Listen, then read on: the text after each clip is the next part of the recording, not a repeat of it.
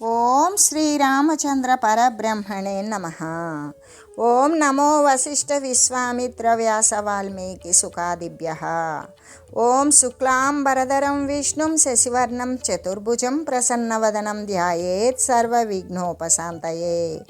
ఓం నమో బ్రహ్మాదిభ్యో బ్రహ్మ విద్యా సంప్రదాయ కర్తృభ్యో వంశ ఋషిభ్యో మహద్భ్యో నమో గురుభ్యః.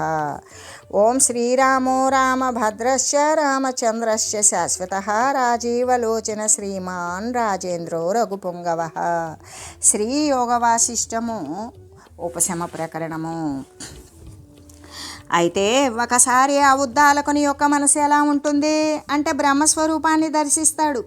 అలా దర్శించడం చేత వాని యొక్క మనసు అంతఃకరణమున ఉన్నటువంటి అజ్ఞాన అంధకారాన్ని వదిలివేస్తాడు.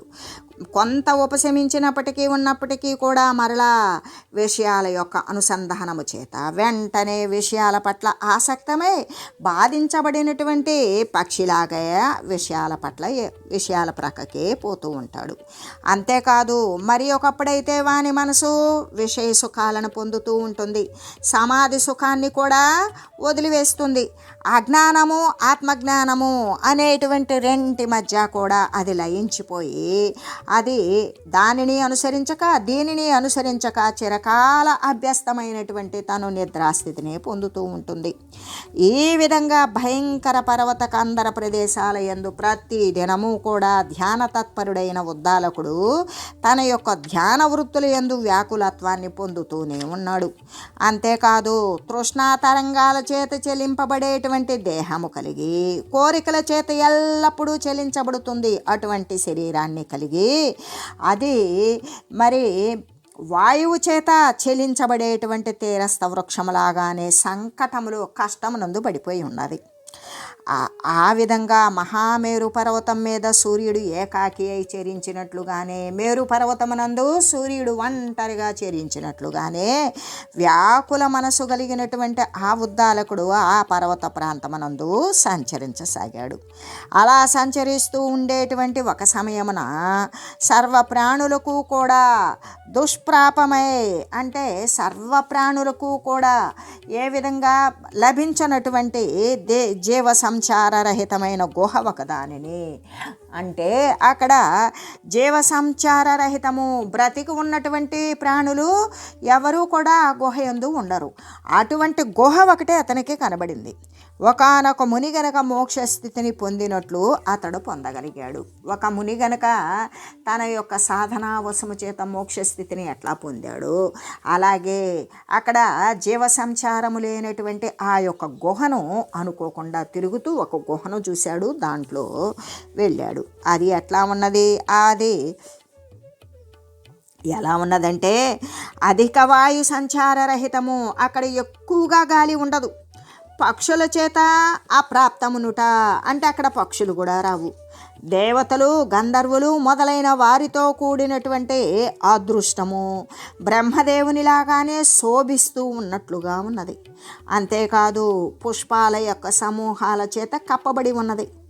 కొత్త కొత్త తృణాల చేత చెట్ల చేత గడ్డి చేత కూడా కోమలమై చంద్రకాంత మణుల చేత కూర్పబడినటువంటి అంటే మృదువైనటువంటి రాళ్ల చేత అమర్చబడినట్లుగా ఉన్న మరకత మణుల చేత నిర్మించినట్లుగా తోస్తూ ఉన్నది అతనికి. ఎందుకు అతను వెతికినా కూడా తనకు తగినటువంటి ప్రదేశం తనకి దొరకలేదు. ఆ దొరికినటువంటిది ఎలా ఉన్నది తను ఆ విధంగా వర్ణించుకుంటూ ఉన్నాడు. ఆ నిర్మితమై తోస్తూ ఉన్నది. ఆ ద్వార ప్రదేశమునందు ఎలా ఉన్నది, ఘనీభూతమైనటువంటి శీతల ఛాయ. ఆ ద్వారాన్ని ప్రవేశించేటప్పుడు చల్లని వాతావరణం కలిగి మరి ఎంతో శీతలమైనటువంటి నీడ కలిగి ఉన్నది. అంతేకాదు రత్నదీపాల చేత ప్రకటితమును అంటే అక్కడ ఉన్నటువంటి రాళ్ళు మెరుస్తూ ఆ మెరుపు గుహలోపలికి వెలుగునిస్తోంది. ఆ ప్రకాశము చేత పూర్తిగా అక్కడ ఉన్న ప్రదేశమంతా కూడా వ్యాపించబడింది. అంటే శరత్కాలము చేత ఉత్పన్నమైన బాలసూర్యుని యొక్క ఎర్రని కాంతిలాగానే అది ప్రకాశిస్తూ ఉన్నది. ప్రాతకాల సూర్య తేజముచే పరిమ్లానమై అంటే తెల్లవారుజామున ఉన్నటువంటి సూర్య తేజము చేత ప్రసన్నముగా ఉన్నట్లుగానే మందగతి కలిగి ఎంతో శోభాయమానంగా ఎక్కువ వెలుగు లేకుండా కొద్దిపాటి వెలుగుతో ఉండేటువంటిది ఆ మందగతి కలిగినటువంటి ప్రకాశముతోటి శబ్దరహితమై, అక్కడ శబ్దము కూడా ఏమీ రావడం లేదు, శబ్దరహితమైనటువంటి వాయువు ఉన్నది, గాలి కలిగి ఉన్నది. అంతేకాదు లతారూప జటల చేత శోభించేటువంటి ఆ మొక్కలు తీగలతో ఉన్నటువంటి కేశాలు లాగానే శోభించే వృక్షాల చేత నిండిపోయి ఆ సమీప ప్రదేశమంతా కూడా శోభాయమానంగా ఉంది. పుష్పమాల తీసుకొని స్వయంవరమునకు ఉద్యుక్తమైన రాజకన్యలాగానే కనబడుతూ ఉన్నది. అంటే వరమాలను పట్టుకున్నటువంటి రాజకన్యలాగా ముగ్ధ మనోహరంగా గుహ కనపడుతోంది. కమల మధ్య భాగములాగానే కోమలమును, కనుకనే బ్రహ్మదేవునికి నివాసయోగ్యమైనదియు. కమల మధ్య భాగము ఎలా ఉంటుంది? మెత్తగా కోమలంగా మృదువుగా లాలిత్యంగా ఉంటుంది. అలా ఉండడం వల్లనే బ్రహ్మదేవునికి నివాసయోగ్యమై ఉన్నది. అలాగనే అది కూడా, ఆ గుహ కూడా అంత నివాసయోగ్యమై ఉన్నది. నలువైపులా కూడా ఆ గుహకు చుట్టుప్రక్కల పుష్ప సమూహాలు కలిగి కోమలంగా రమణీయమై అలరుచూ ఉన్నది. అంటే ఉపశమ పదములాగానే, ఎవడైతే ఉపశమిస్తాడో అటువంటి పదములాగానే, ఆ మార్గంలాగానే ఆ సాధనము నిరంతరము కూడా ఆశ్రయించడానికి యోగ్యమైనటువంటి ఆ గుహ యందు ఉద్దాలకుడు దానిలోకి వెళ్ళాడు అనే ఈ ఉపశమ ప్రకరణమునందు శ్రీ వశిష్ఠ మహర్షి ఉద్దాలకుని యొక్క మనోరథాన్ని, ఆయన మనసులో ఉన్నటువంటి కోరికను గురించి వర్ణించి ఇంకా కూడా శ్రీ వశిష్ఠ గురుదేవులు ఈ విధంగా తెలియజేస్తూ ఉన్నారు. సతాం వివేశ ధర్మాత్మ గంధమాదన కంధరాం చిత్త భ్రమణ సంప్రాప్త మలిహి పద్మకుటీమివ. వశిష్ఠులు అంటున్నారు ఏమని? బహుకాలం యొక్క పరిభ్రమణము చేత ఆయన ఆ పర్వత ప్రాంతాలు చాలా కాలం కూడా సంచరించాడు. ఆయనకు అనుకూలమైనటువంటి నివాసయోగ్యమైనటువంటి తపస్సు ఆచరించుకునేటువంటి ప్రదేశం తనకి దొరకలేదు. కానీ ఇప్పుడు దొరకడంతో బహుకాల పరిభ్రమణము చేత అలా తిరిగి తిరిగి ఆయన యొక్క తిరుగుతూ ఉండడం వల్ల ఆయనకి లభించినట్టు ఆ యొక్క కమల కోటరమున తుమ్మెద ప్రవేశించినట్లు, కమలంలోకి త్రేణను తాగడానికి తుమ్మెద వెళ్ళినట్లుగానే ధర్మాత్ముడైనటువంటి ఆ ఉద్దాలకుడు ఏం చేశాడు? ఆ గంధమాదన పర్వతం యొక్క గుహకు లోపలికి వెళ్ళిపోయాడు.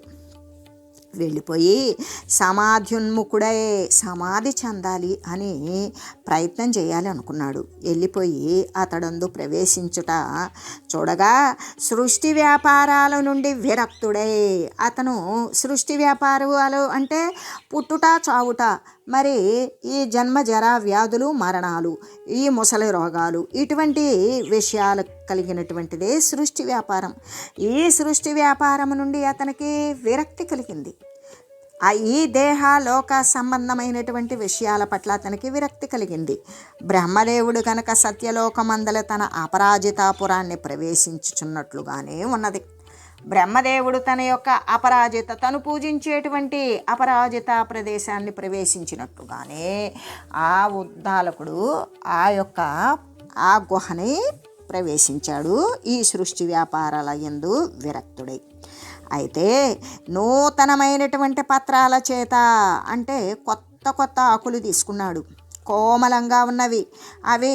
అంతేకాదు పుష్పగుచ్చ సహితమైనట్టి పుష్పాలన్నీ కూడా ఒక బొత్తిలాగా గుచ్చెంలాగా పెట్టుకొని అవన్నీ కూడా తను కూర్చునేటువంటి ఆసనానికి మెత్తగా సుఖంగా ఉండేట్లుగా ఆసనాన్ని ఏర్పాటు చేసుకొని ఎలా కూర్చున్నాడు, ఎలా నిర్మించాడు దాన్ని అంటే ఇంద్రుడు గనక మేఘ సమూహాలను నిర్మించినట్లుగానే అతడు కూడా అట్లా తన యొక్క ఆసనాన్ని నిర్మించుకొని మేరు పర్వతము తన యొక్క రత్నమయ తటముపై తారాగణంబు అనేటువంటి బహుమూల్య రత్నాలతో కూడినట్టి ఆకాశాన్ని విస్తరించినట్లుగానే మేరు పర్వతం ఏం చేస్తుంది? ఇక్కడ రత్నాలు అన్నప్పుడు అవి సున్నితమైనటువంటి రాళ్ళే. ఈ రత్నాలు రాళ్ళల్లో దొరికేటువంటిదే కాబట్టి ఈ రత్నాలు మెరుగులు ప్రకాశవంతమైన వాటినే మనం రత్నాలుగా తీసుకుంటాం. కానీ ఆ ప్రకాశం లేనటువంటి ముడిదాన్ని మనం రాయిగానే చెప్తాం. ఆ విధంగానే ఇక్కడ మేరు పర్వతం ఏం చేసింది? తన యొక్క రత్నమయ అంటే మెరిసేటువంటి రాళ్లతో నిండిపోయినటువంటి తటము మీద తారాగణంబు అంటే నక్షత్రాలతో కూడినటువంటి బహుమూల్య రత్నాలతో కూడినట్లుగానే కూడి ఆకాశాన్ని విస్తరించినట్లుగానే అతడు కూడా ఏం చేశాడు? తన ఆసనం మీద మృగ చర్మాన్ని పరిచాడు. మొట్టమొదట క్రొత్త ఆకులు తెచ్చాడు, పువ్వులు తెచ్చాడు.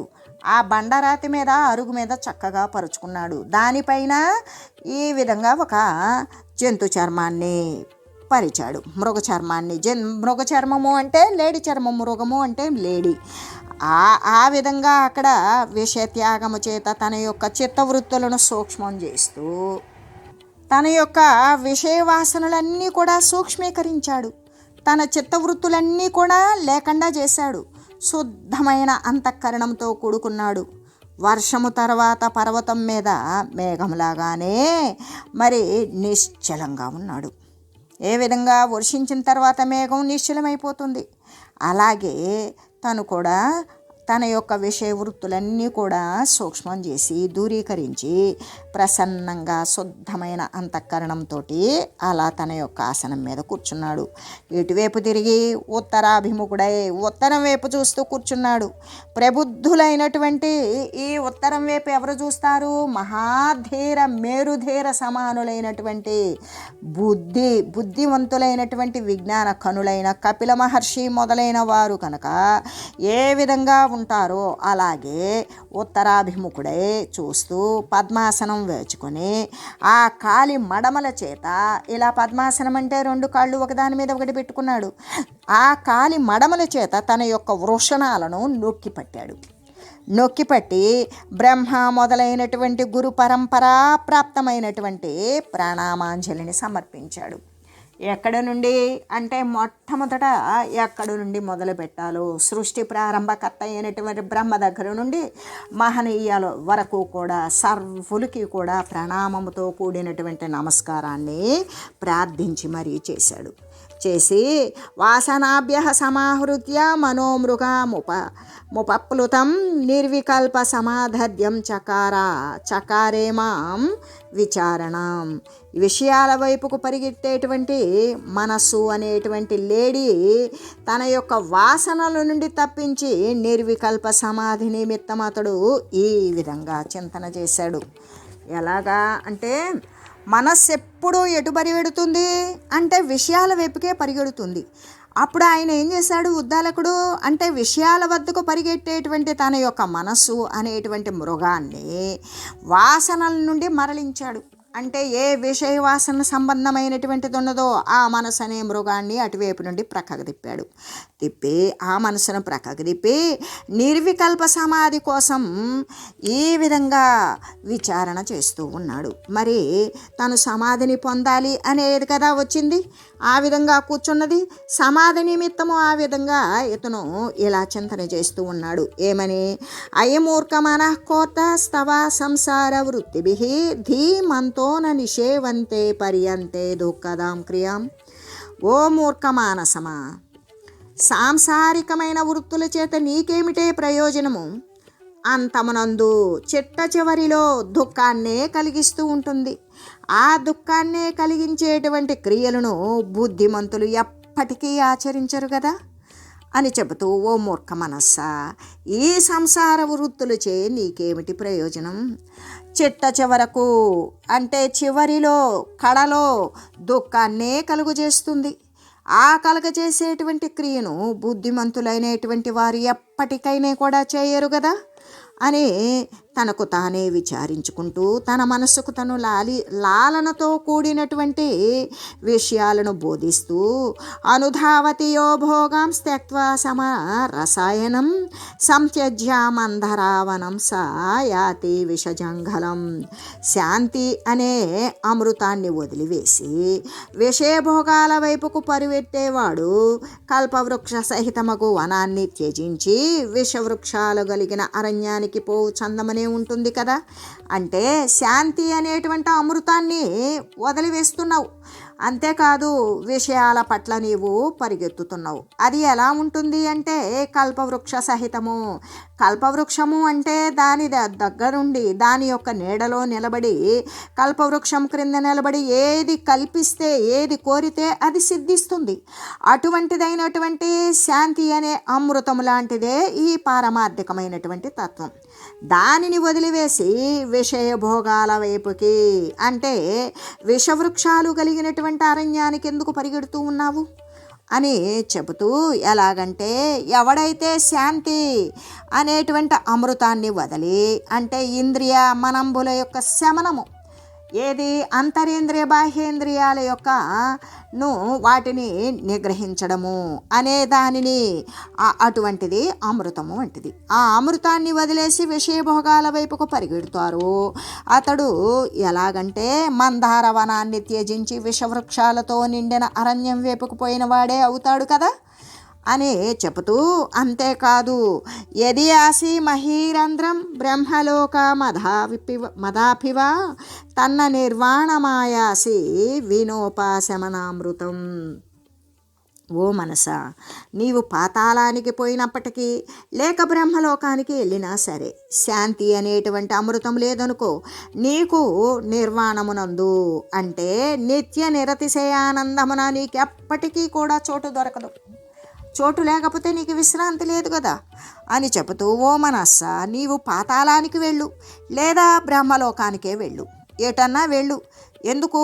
ఇంద్రియ మనాంబులు అనేటువంటిది శమించలేదనుకో, శాంతి అనేటువంటి అమృతము లేకపోతే ఎక్కడా కూడా, అది ఇంద్రియ శమనం లేకపోతే శాంతి లభించదు. ఆ శాంతి లేకపోతే నువ్వు ఏ లోకానికి వెళ్ళినా, పాతాళానికి వెళ్ళినా, బ్రహ్మలోకానికి ఎగిరినా, ఏ విధంగా చేసినా నీవు నిర్వాణము అనేటువంటి నిరతిశయానంద విశ్రాంతిని పొందలేవు.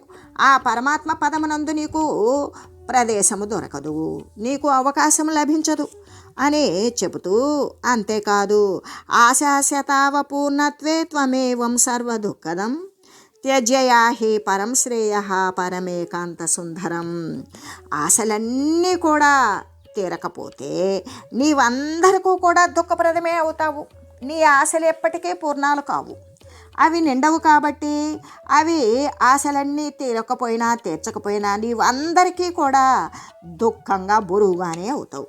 కాబట్టి భోగముల పట్ల ఆశలను వదిలివేయు, దుఃఖరహితమై దుఃఖము నశింపజేసుకొని నిరతిశయానంద రూపమైన అత్యంత సుందరమై ఉన్న పరమశ్రేయమైనట్టి మోక్షాన్ని పొందు అని చెబుతూ, ఎలాగంటే ఓ మనస్స, ఈ ప్రకారంగా అనేక ఆశల చేత పూర్ణమై ఉండునప్పుడు నీవు మహాదుఃఖాన్ని కలుగజేస్తావు కదా.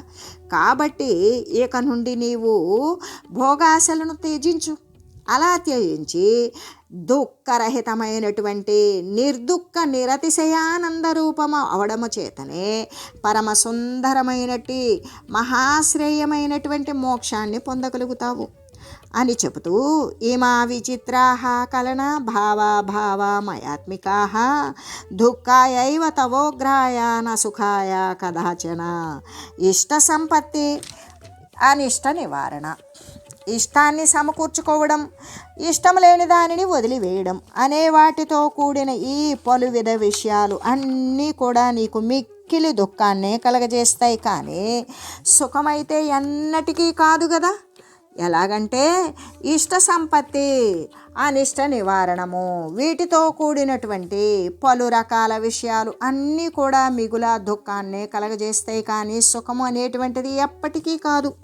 కాబట్టి మనోమండూకికే వ్యర్థమియంతం కాలమంధయా భ్రమంత్యా భువనం క్షిప్రంకి సమాసాదితం త్వయా.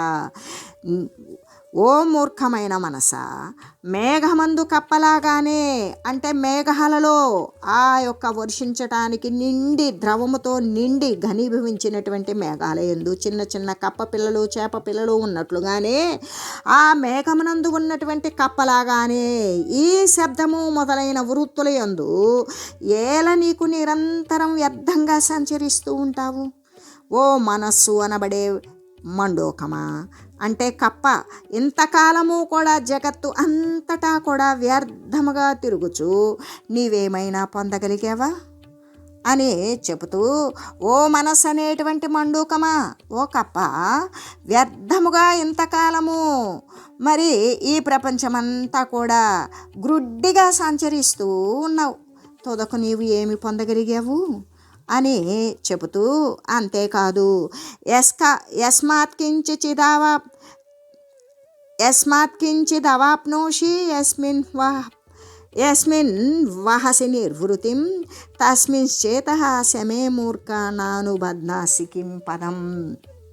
మూర్ఖమైన చిత్తమా, దీని చేత మనస్సుకి వాక్కుకి అతీతమైన మరి ఏ విధంగా అంటే విదేహ కైవల్య సుఖాన్ని పొందుతావో, లేకపోతే దేని యందు జీవన్ముక్తి సుఖాన్ని సంప్రాప్తి పొందుతావో, అట్టి సర్వవృత్యు పరమరూపమైనటువంటి సమాధి కోసం నీవేళ ప్రయత్నించడం లేదు అని చెబుతూ, ఎలాగంటే ఓ మూర్ఖమైనటువంటి మనస్సా, దేని వలనైతే నీవు అవాంగ్మానసమైనటువంటి అంటే మనసుకి వాక్కుకి కూడా అందనటువంటి సద్వస్తువును పొందగలవు, దేని యందు నీవు నిరతిశయ సుఖాన్ని పొందగలవు, అట్టి శమము అంటే సర్వదృశ్య వృత్తి రహిత సమాధి స్థితి కదా, దానికోసమే ఏ ప్రయత్నం చేయకుండా ఉంటూ ఉన్నావు.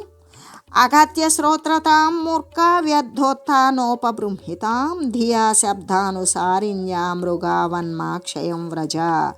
ఓ మూర్ఖ చిత్తమా, బహిర్ముఖత్వము చేత వ్యర్థముగా పొందిన శ్రోత్రేంద్రియముల చేత, శ్రోత్రము, త్వక్కు, జిహ్వ, గ్రాణము అనేటువంటి ఈ యొక్క జ్ఞానేంద్రియాల చేత అభేదాన్ని పొంది శబ్దాన్ని అనుసరించిన దానివే అయిన బుద్ధి చేత నీవు లుబ్ధకుని గీతమును, వేటగాని యొక్క గీతాన్ని లేక వాడు వాయించేటువంటి ఘంటానాదాన్ని అనుసరిస్తూ మృగములాగా క్షయాన్ని పొందకు అని చెబుతూ, ఓ మూర్ఖ మనస్సా, వ్యర్థమైన బహిర్ముఖత్వము చేత వృద్ధి పొందినటువంటి శ్రోత్రేంద్రియం ద్వారా, ఇక్కడ జ్ఞానేంద్రియాలలో శ్రోత్రము అంటే చెవి, త్వక్కు అంటే చర్మము, చక్షువు అంటే కన్ను, మరి జిహ్వ అంటే నాలుక, గ్రహణము అంటే ముక్కు.